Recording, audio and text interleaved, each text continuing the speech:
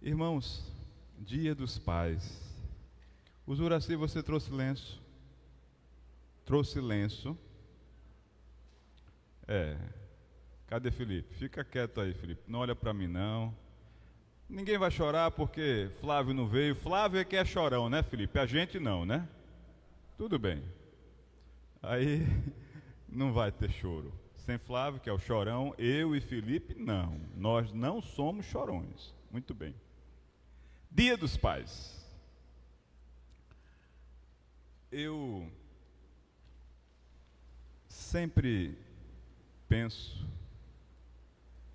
no desafio de ser um bom pai. Porque para você ser um bom pai, você já está qualificando, julgando. Aí torna-se desafiador, porque você pode se enganar nos referenciais. Então você pode ter um referencial que te coloque para baixo, porque foi um objetivo muito fácil de ser alcançado. Ou você coloca ou aceita um referencial além do que é necessário. E quando você está pensando em ser um pai bem avaliado, você capricha. E você corre o risco de caprichar, fazendo aquilo que não traz o melhor resultado diante de Deus. Veja só, vocês já notaram como a nossa sociedade muitas vezes transforma a paternidade em uma lista interminável de cobranças, provisões materiais e expectativas de desempenho? Às vezes a gente vê a sociedade transformar a paternidade nisso, e se a gente seguir por isso, a gente cria e tem problema. Quantas vezes pais se sentem infelizes, julgando não ser o pai perfeito, ou com medo silencioso de ver os filhos se afastando deles? Há uma pergunta muito importante a ser feita por um pai todos os dias. Estou amando meus filhos pelo que eles me entregam e conquistam, ou pelo que eles simplesmente são para mim? Meus filhos. Eu amo meu filho pela medalha que ele teve nos jogos da escola, pelo campeonato do xadrez, pelas notas, pela música que ele sabe cantar, que ele sabe tocar, pelo emprego que ele conquistou, pelas honrarias. Ou eu amo meu filho porque ele é o meu filho?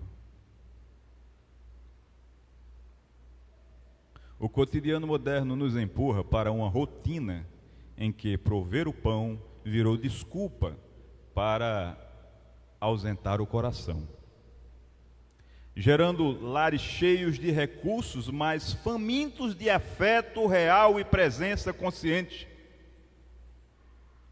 É quando alguém se sente impulsionado pela obrigação de prover, não pela responsabilidade natural, mas de prover recursos financeiros, o sustento da casa, e esquece de prover o amor, o relacionamento, o carinho, o cuidado.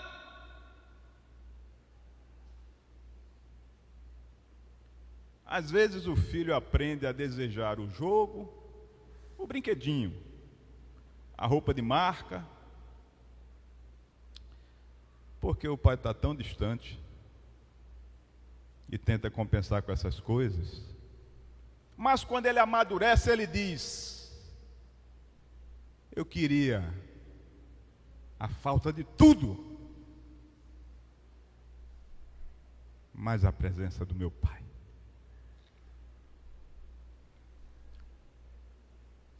Pautar o valor dos filhos em suas notas, desempenhos ou escolhas traz consigo o risco de colher o isolamento emocional, a rebeldia silenciosa e o colapso no diálogo entre nossa própria casa, dentro de nossa própria casa.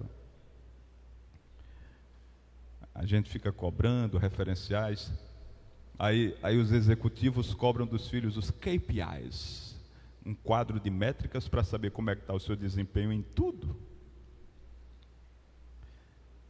Aí você não tem uma casa, você não tem um lar. Você talvez tenha um quartel, você tenha uma empresa, mas você não tem um lar. Você não tem filhos. Você tem funcionários, você tem clientes, mas você não tem um relacionamento pautado no amor. A palavra de Deus confronta nossa autossuficiência e nos mostra que ser pai é um projeto, não de controle, mas um projeto de amor incondicional, que reabilita a alma e cura as gerações. Pai, um acróstico, projeto de amor incondicional. O amor de pai não é um contrato de troca, é uma aliança de graça que cobre a vergonha e restaura a vida. Sobre alguns temas é que nós vamos refletir em 3 tópicos, 3 situações, porque hoje eu estou aqui como convidado e eu quero agradecer, não fiz isso antes, é mês da juventude, a escala quem faz é a juventude e todos que vêm pregar aqui é a convite. Então, muito obrigado pela honra do convite, viu? E segundo a minha assessoria, o pessoal de Relações Públicas, no contrato que foi assinado por esta prestação de serviço, dizia lá, fale pouco. Então eu já preparei um esboço, né, com 3 tópicos apenas, sabendo que se você pregar um sermão de um tópico só, também pode virar uma eternidade, né? Então não é a quantidade de tópico. Muito bem. Vamos ver aqui, na forma mais simples possível, algo lembrando a parábola do filho pródigo. O abraço que intercepta a vergonha. Lucas 15, verso 20, diz assim: e levantando-se foi para seu pai. Lá vai o filho pródigo. E quando ainda estava longe, viu o seu pai. E se moveu, e quando ainda estava longe, viu o seu pai e se moveu de íntima compaixão. Então o pai o viu. E correndo lançou-se-lhe ao pescoço e o beijou. Eu não escolhi a melhor versão para eu ler não, mas o que é dito aqui? O jovem via ali de longe, porque antes ele tomou a decisão do arrependimento e foi na direção do pai para pedir perdão. Antes que ele chegasse até o pai o enxergou de longe e correu e o abraçou. Às vezes a gente pensa que quem erra tem que se humilhar e pedir perdão. É natural que quem erra precisa reconhecer o erro e pedir perdão. Mas aquele que vai entregar o perdão não precisa ficar estático, esperando que o outro venha, no máximo da sua humilhação, no máximo do seu arrependimento, pedir esse perdão. Desde que seja um pai. O pai não precisa esperar o filho humilhar-se ao seu máximo para pedir o perdão. É o que a parábola nos ensina. Estas não são as minhas palavras. Esta não é a minha preferência. Eu não estou dizendo a ninguém, faça isto porque eu quero assim. É o que a Bíblia nos ensina. Se a gente concorda ou não, esta é a verdade. Se a gente faz ou não, esta é a verdade. Se é fácil ou não, esta é a palavra do Senhor. Aquele jovem vinha vivendo a vergonha do erro que cometeu. O que ele fez era absurdo. Pedir a herança, distanciar-se. Havia lei para colocar ele para fora, para ele ser rejeitado. Sabemos que é uma parábola, mas ela nos ensina isso. Então a lei, a tradição dizia que aquele tipo de comportamento tornava ele indigno de ter uma família, de estar no meio do povo. Ele tinha que ser colocado para fora, para bem longe. Vocês imaginam como se vestiam os homens naquela época, como era a roupa daquele pai? Eu fui criado na minha época, havia a expressão nu da cintura para cima. É a pessoa sem camisa. Calças curtas não eram uma coisa adequada. Depois, trabalhando na obra e atendendo às expectativas de algumas pessoas, crente não é para estar usando bermuda por aí, pastor de bermuda pelo meio da rua. Eu tenho um amigo rabino que ele dizia assim: rabino não tem perna. Você já viu perna de rabino? Você nunca vai ver, porque rabino não tem perna. Então eu dificilmente estarei apresentando minhas pernas ou andando sem camisa, nu da cintura para cima ou de calças curtas. Quem quiser que se iluda que eu estou preocupado com esse julgamento. Não, gente, é porque as pernas são finas e cabeludas, feito perna de caranguejo. Então não tenho o que mostrar aqui, eu estou protegendo os olhos do povo. Se eu tivesse umas coxas grossas, bonitas, feitas de Emerson Leão, que fez seguro das pernas, o goleiro Emerson Leão, aí eu ia dizer, isso é bobagem, né? Andar assim, não dá. E aí é o seguinte, eu estou falando isso porque a roupa que aquele pai usava era uma roupa longa até os pés.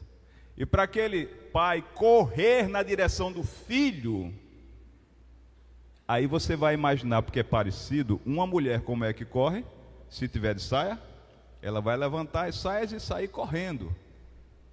No momento em que ele levantava as suas vestes, porque a palavra não diz que ele levantou as vestes, mas a palavra diz que ele correu. E ele não teria como correr sem levantar as vestes. Este levantar das vestes seria um ato vergonhoso. Que vergonha! Um homem levantando as vestes. Ele não se preocupou com isso. Ele não mediu esforços. Ele não sentiu vergonha de proteger o seu filho. Sim, daí? Quantos e quantos pais dizem: e se eu fizer isso, o que é que vão dizer de mim? Aí, como diz o vocabulário muito simples, e deixa o filho na mão. Eu não posso me envolver com isto. Eu tenho a minha imagem. E quantos acham que o filho causa a ele vergonha? O pai se preocupou em cobrir a vergonha do filho, em socorrer o filho, em ir na sua direção no primeiro sinal. Ao longe, ele correu para abraçar e perdoar. O pai precisa estar atento aos menores sinais de mudança na vida do filho, aos menores sinais de mudança em sua trajetória, arrependimento de seus erros, para ele se aproximar com esta correria, sem o menor constrangimento, e dar apoio com amor para o filho ter uma nova oportunidade.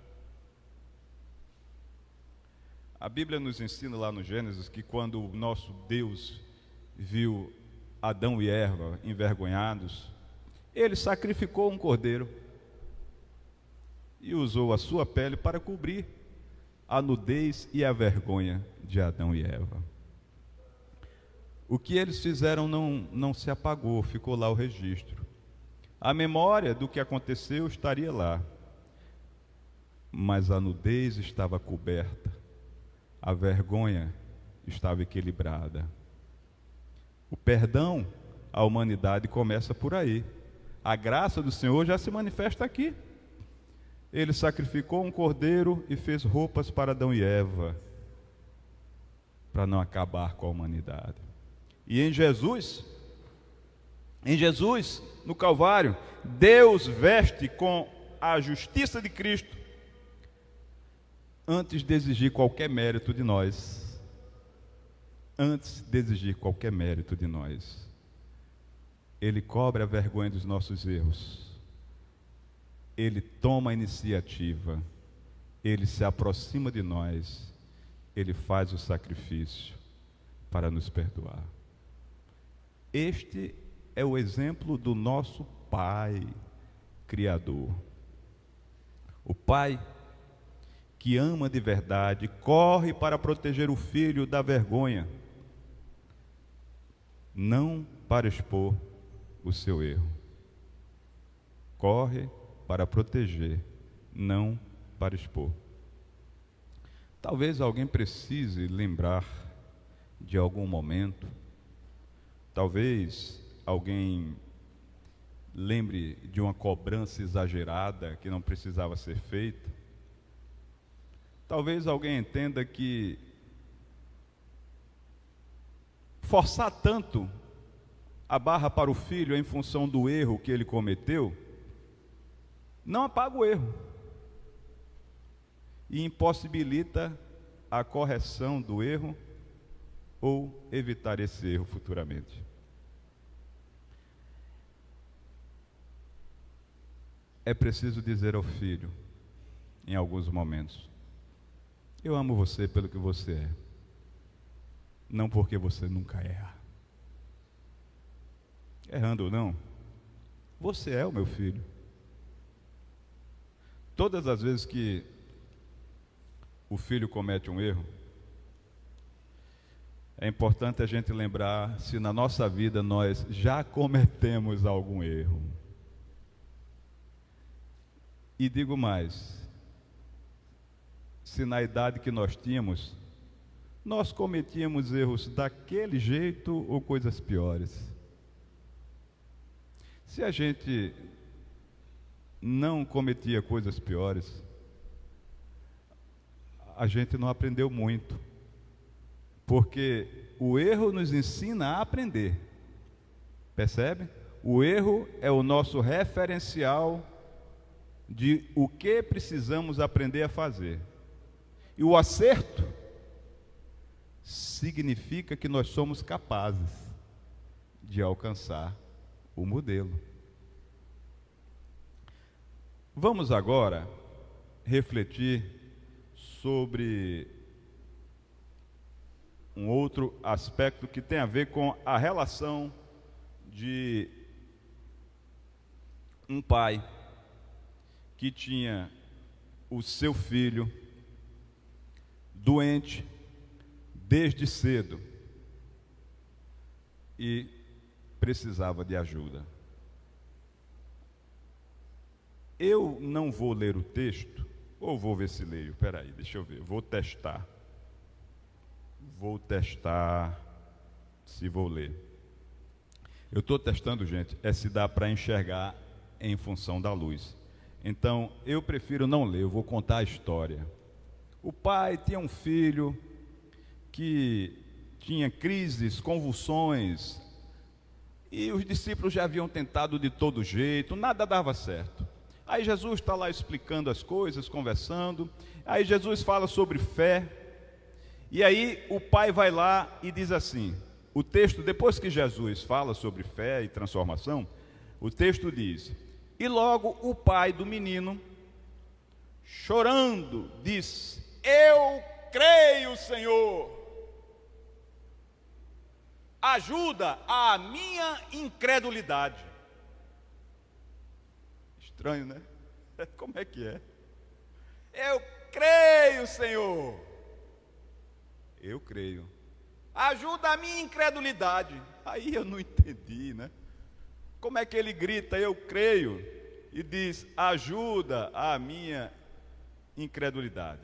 Olha, no grego, esse grito que ele dá indica o desespero que parte das vísceras. Então, esse grito quer dizer um grito de tenor do bom, né? Vinha partindo lá de todo o seu íntimo.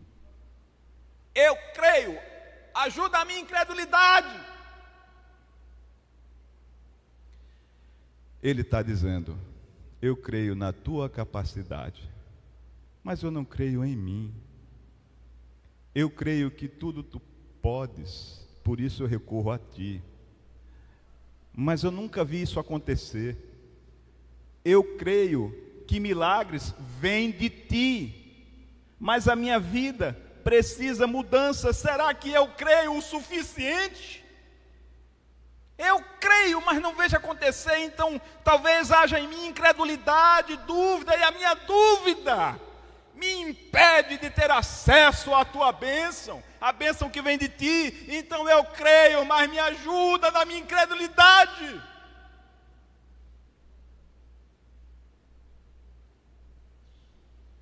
A fé autêntica é aquela que caminha ao lado da dúvida.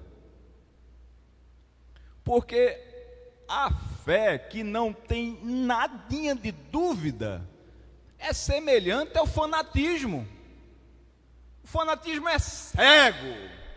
A fé é a luz que nos mostra o caminho e que nos faz caminhar e transformar vidas e ter a vida transformada. O fanatismo é cego. Eu creio, mas se as coisas não mudam, talvez eu precise ser transformado, porque eu sou imperfeito. Eu sou imperfeito na minha fé, na minha forma de crer. Salva o meu filho e salva a mim na minha incredulidade, porque eu creio em ti. É uma coisa muito linda enquanto é complexa. É um pai admitindo a sua fraqueza. Quantas vezes nós temos que admitir as fraquezas diante do filho? Eu tenho um pacto com os meus filhos que é de nunca negar a verdade, desde que me perguntem. Porque eu já aprendi que o que não lhe perguntam, você não confessa. E a lei diz que eu não devo produzir provas contra mim, né? Mas eu tenho um pacto com os meus filhos, e durante essa jornada já houve pergunta que assim, pai, isso, isso. Se você quer que eu responda, você está preparado? Aí o filho diz, eu falo sobre isso depois. Ele pode não gostar da resposta. E a gente está falando não é de caminhos certos, é dos caminhos errados. Pai, o senhor já fez isso, isso e isso? Isso eu já fiz. Já fez, pai? Fiz. Não é bom depois que a gente faz. Se puder evitar, evite. E aí você vai ser melhor do que eu e muitos outros que evitaram esse erro.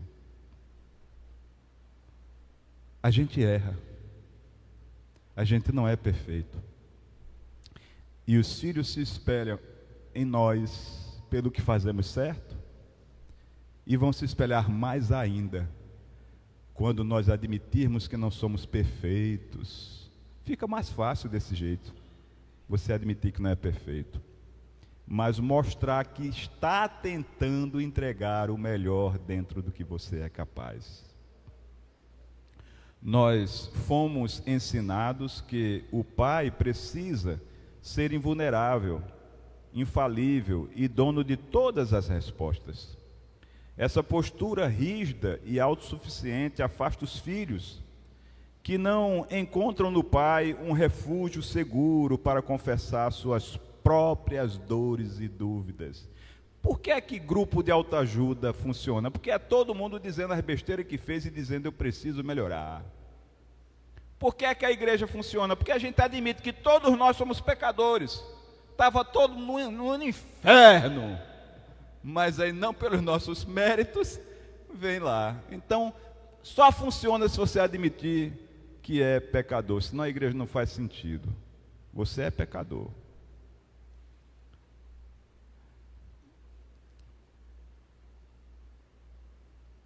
Não somos perfeitos, não podemos tudo, não temos tudo, não sabemos tudo. Às vezes o pai precisa pedir perdão ao filho por alguma reação dura ou injusta, mostrar a ele que também está aprendendo, dependente da graça de Deus. A maior força de um pai não está em parecer invencível, mas em saber ajoelhar-se diante de Deus por seu filho. Foi assim com Jairo, lembra de Jairo, no desespero? Se prostrou publicamente aos pés de Jesus por sua filha. É assim que precisamos ser. Devemos reconhecer a nossa limitação e confiar que o Senhor vai nos ajudar a vencer qualquer que seja o desafio. Agora, a gente vai pensar na experiência vivida por Davi. Lá em 2 Samuel 18:33, nós vemos quando vem as notícias da guerra e ele descobre que o filho dele está morto. Então eu vou ler somente a parte que diz sobre o filho dele, né? Meu filho Absalão, meu filho Absalão, quem me dera que eu morrera por ti. Absalão, meu filho, meu filho. Absalão aprontou demais. Absalão traiu o pai, tentou que ele morresse. Absalão fez tudo. Mas Davi queria morrer no lugar dele. O filho pródigo acabou com tudo. Mas o pai devolveu a dignidade, deu lá uma roupa para ele digna, restituiu o anel. Às vezes a gente vê o pai fazendo questão por umas coisas tão pequenas, né? Tão pequenas. O que a Bíblia nos ensina é totalmente diferente. Absalão havia conspirado para usurpar o trono, humilhar seu pai e assassiná-lo. Humanamente, a morte de Absalão era a vitória política de Davi. No entanto, o coração paterno de Davi não celebra o fim do rebelde. Ele chora a perda do filho e expressa o desejo visceral de dar a própria vida no lugar dele. Irmãos, todos erramos. Todos nós temos falhas. Todos nós precisamos recomeçar. Olha, se você acorda, para a gente brincar um pouco, se você acorda vivo, você não acorda morto, é porque Deus te deu mais uma oportunidade de consertar as coisas que você não fez perfeitas e tentar fazer coisas melhores de maneira perfeita. E os seus filhos? Os seus filhos não são perfeitos. Os nossos filhos não são perfeitos. Sabe por quê? Porque são nossos filhos. Lá em casa, toda vez que alguém derruba uma coisa, faz alguma bobagem, aí eu digo, é meu filho, não precisa de DNA não. Assim, é meu filho. Esquece isso, papai, é meu filho, é minha filha. Toda vez que alguém faz assim, tem uma nota alta, etc., eu digo, apesar de ser meu filho, né?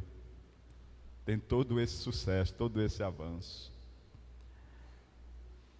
Essa relação que o mundo coloca na nossa cabeça de ser alguém que não perdoa nada, extremamente severo.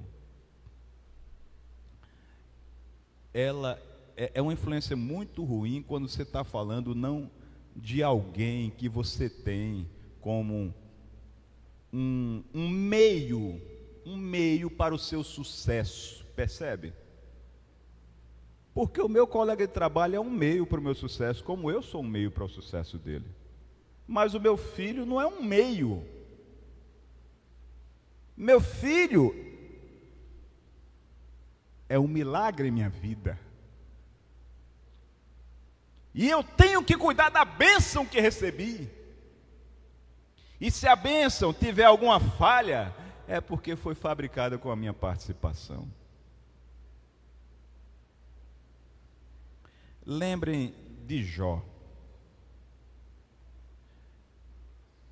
Apesar de todas as coisas, a gente precisa ter esse cuidado com os filhos, apesar de todos os erros. Nós muitas vezes desistimos dos filhos que nos decepcionam por conta dos referenciais. A gente quer que ele nunca erre, então ele vai decepcionar, porque ele vai errar. Trancando a porta do nosso afeto para nos proteger do desgosto. O amor incondicional nos chama para preservar em oração e afeto, mesmo quando o filho nos repele ou nos fere. Precisamos preservar esse relacionamento e perseverar em amor e afeto. Aí Jó vivia orando. Diz assim: terminado um período de banquetes, Jó mandava chamá-los e os purificava. De madrugada, ele oferecia um holocausto em favor de cada um deles, pois pensava: talvez os meus filhos tenham em seu coração pecado e amaldiçoado a Deus. Esta era a prática constante de Jó. Talvez nesse momento os nossos filhos podem estar cometendo um erro, então vamos orar em favor deles. Talvez eu possa ter cometido um erro na instrução do meu filho, e ele vai errar, então eu vou orar para protegê-lo e orar pedindo força para corrigir o erro que até inconsciente eu posso ter cometido. O amor de pai não acaba onde a ingratidão do filho começa. Ele persevera até o resgate final. Não te amo mais. Você olhou para mim de cara feia, você me tratou mal, você falou alto comigo, desapareça da minha frente. Vocês já viram essa triste cena? Vocês conhecem pessoas que não falam com seus filhos ou filhos que não falam com o pai? Eu sofro por eles, porque eu conheço muitos casos assim. Irmãos, ser pai é um projeto de amor incondicional. Nós não somos perfeitos. Nenhum de nós pode se colocar como pai ideal, porque estaríamos querendo tomar o lugar de Deus. O que a gente tem por empréstimo de Deus e que Ele não cobra, se usarmos Ele se agrada, é amor para entregar. E o amor que a gente recebe de Deus não foi em troca de nada. Então a gente tem que entregar sem exigir trocas, sem fazer exigências. É um amor incondicional. Nós somos chamados para exercer uma paternidade que reflete o amor de Deus, que acolhe a fragilidade, assume o risco da vulnerabilidade e nunca desiste dos seus filhos.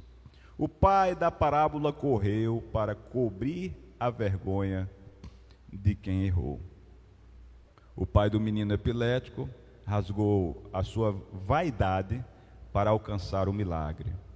Davi chorou sobre o filho rebelde, mostrando que o amor paterno prefere a dor da entrega à perda do filho. Nós passamos pelas veredas da paternidade e descobrimos que ser pai é um projeto de amor incondicional. Eu havia pensado em fazer neste momento uma oração com os pais. Bela teve a grande ideia de já fazer aquela foto. E quando eu falei ao ouvido dela foi: Belinha, no final eu ia fazer uma oração com os pais e filhos. Vamos trazer os filhos agora ou eu faço depois de novo? Ela carinhosamente disse: de novo não. E aí viemos todos e foi maravilhoso.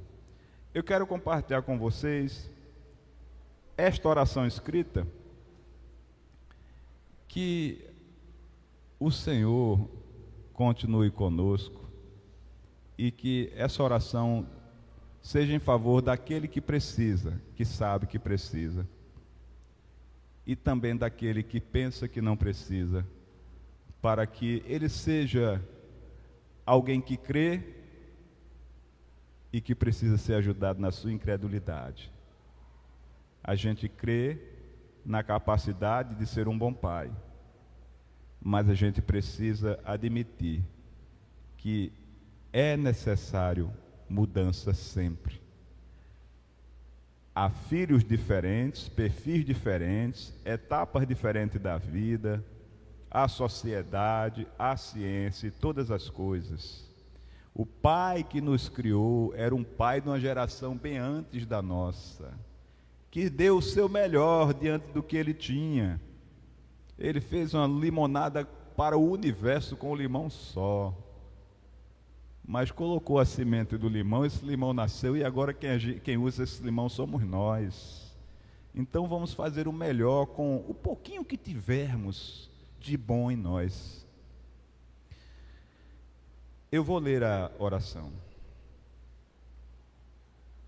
Pai Celestial, Deus de toda compaixão e graça, nós nos prostramos diante do Teu altar, reconhecendo a nossa insuficiência. Perdoa-nos pelas vezes em que excessivamente fomos rígidos, negligentemente ausentes ou em que pautamos o amor pelos filhos no desempenho ou na obediência perfeita.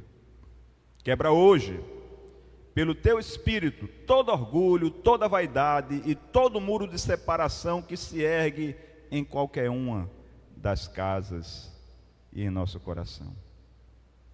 Dá-nos o coração do Pai, que sabe correr para abraçar antes de julgar. Dá-nos a humildade de chorar e confessar a nossa fraqueza diante de Ti para ver a libertação da nossa casa. Restaura os pais feridos, cura os filhos magoados e derrama o orvalho do Teu amor incondicional sobre cada lar aqui representado. Que nossa paternidade seja um espelho vivo da Tua graça redentora. Nós entregamos nossos filhos, nossas dores e nossas famílias em Tuas mãos amorosas, em nome de Jesus. Amém.